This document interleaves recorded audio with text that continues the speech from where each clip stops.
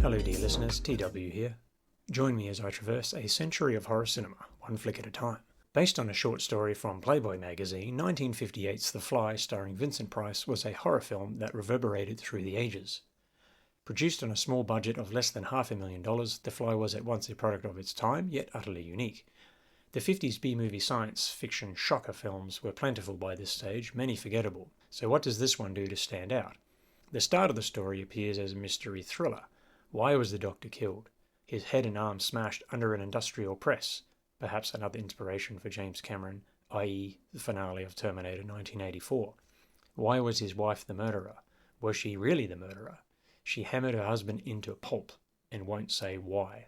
The mystery build-up is masterful. Eventually she does give the story. Patricia Owens plays the once innocent wife to supportive scientist husband. Experiments go awry and his DNA is mixed with a fly. They must catch the fly with human features.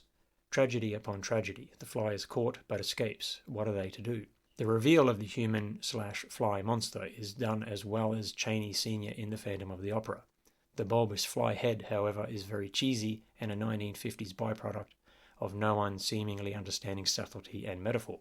Now, the 1950s were very literal, apart from anything atomic and science being a go-to catch-all for anything atomic bomb related.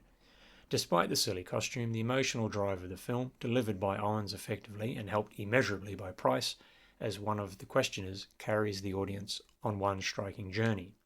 The most famous scene of a fly caught in a spider's trap calling for help has resonated across generations. The idea is sensational, the execution hyperbolic, but at the core it is an emotional story about love, loss and tragedy. The film spawned 2 direct sequels that went back to black and white and lost the charm of the first installment, although are fun in a deliberately silly kind of way. While a box office success and one that launched Price into horror stardom, contemporary critics were mixed. The impact grew over time, however. Shows in the 1990s were still referencing The Fly with jibes of help me, perplexing younger audiences and giving baby boomer parents a chuckle. Most notably, the remake from David Cronenberg from 1986 was a standout and instant classic, elevating the B-movie genre film to a new artistic height.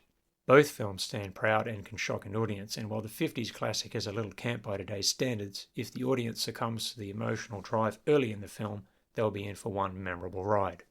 Enjoy.